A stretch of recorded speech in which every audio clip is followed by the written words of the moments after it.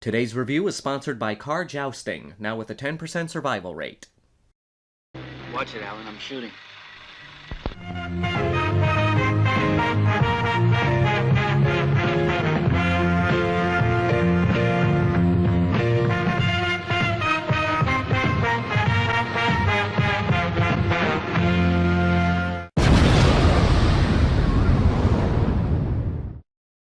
Zombie.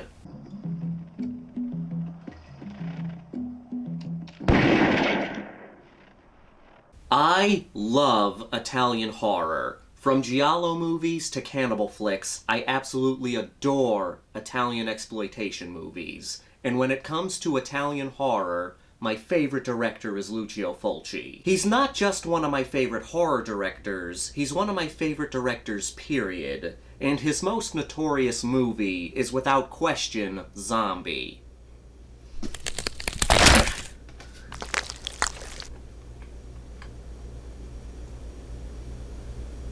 Don't judge me. The movie opens with a derelict boat floating in New York City harbor. When two police officers go to investigate the abandoned yacht, they're attacked by a rather hefty zombie.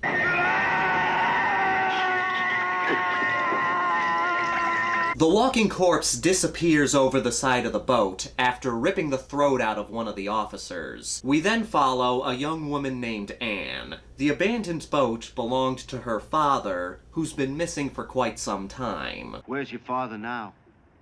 I don't know. Actually, I was hoping you could tell me. I haven't heard from him in over a month.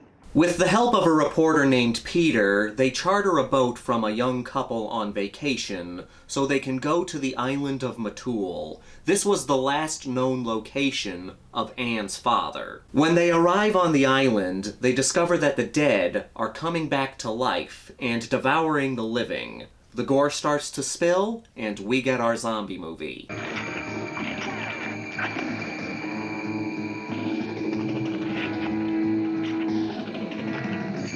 This is one of my all-time favorite Italian horror movies. When I think classic exploitation cinema, Zombie is definitely up there. This came out 1 year after George Romero's classic Dawn of the Dead. In fact, this is the unofficial Italian sequel of Dawn of the Dead. When Dawn was released in Italy, it went under the title Zombie. In fact, famed Italian horror director Dario Argento helped George Romero get financing so he could make Dawn of the Dead. Plus, Argento also edited the Italian cut of Dawn of the Dead. For this reason, Lucio Fulci's Zombie also goes under the title Zombie 2, spelt Z-O-M-B-I and then 2. So it also goes under Lucio Fulci Zombie or Zombie 2. If you see this ugly bastard on the cover, it's the Fulci version.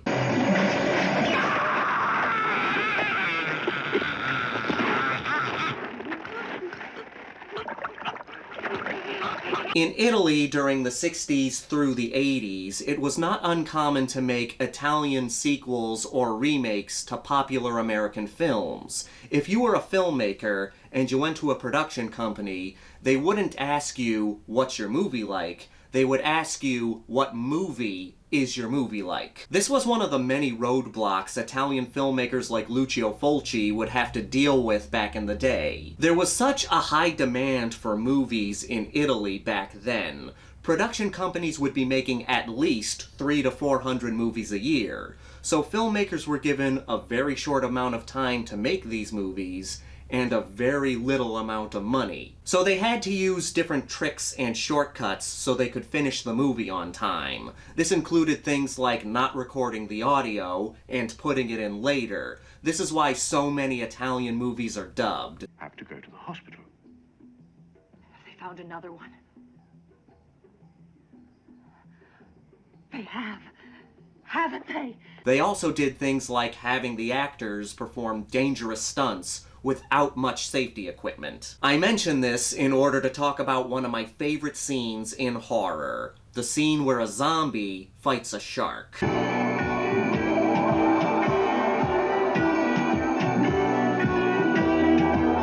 There's an underwater sequence when a woman is attacked by a zombie, and then a shark comes along. So the shark and the zombie have a little tussle in the ocean. This scene always amazes me. First of all, because it's kind of beautiful to look at. Zombie was filmed in the Caribbean. The water is so crystal clear that it even makes the rotting zombie look pretty.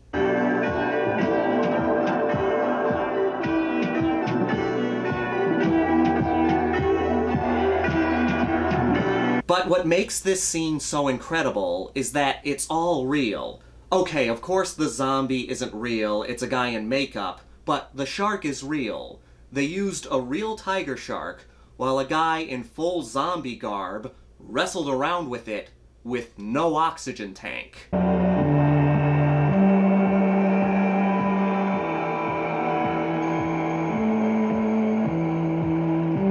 One of the best stunts in horror. What I love about Fulci is he's able to mix gore, atmosphere, and suspense so well. He's been called the Italian godfather of gore, and I think that's because he mixes suspense with his bloodshed. You can see this in the notorious eyeball scene.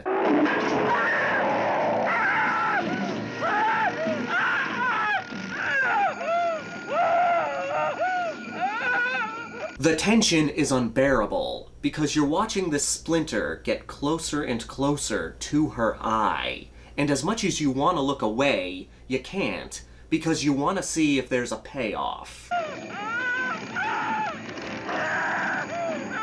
Of course, you will have to see the movie for yourself to see the payoff. But don't worry, I won't deprive you of any gore, so here you go.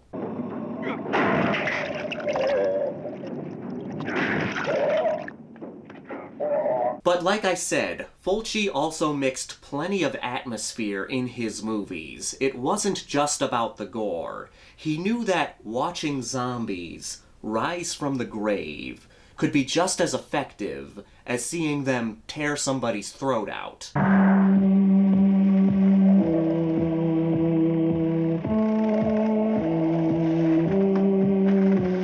It's such a mesmerizing scene. And I think the reason it works is because we're actually seeing the zombies rise out of the ground. We're watching all the leaves, dirt, and worms fall off of them as they're coming out of the earth. The look of the zombies is more important than you might think. In zombie movies, the monster is the horde. It's not just one individual monster, like in vampire or werewolf movies. It's the group, and the spreading of this disease that's the monster. There's a way to make your zombies stand out, so that they don't blend in with the ungodly amount of zombie entertainment we've gotten.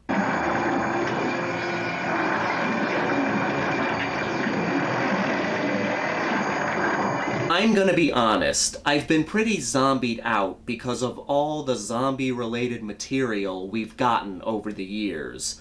I'm not completely over my zombie fatigue yet.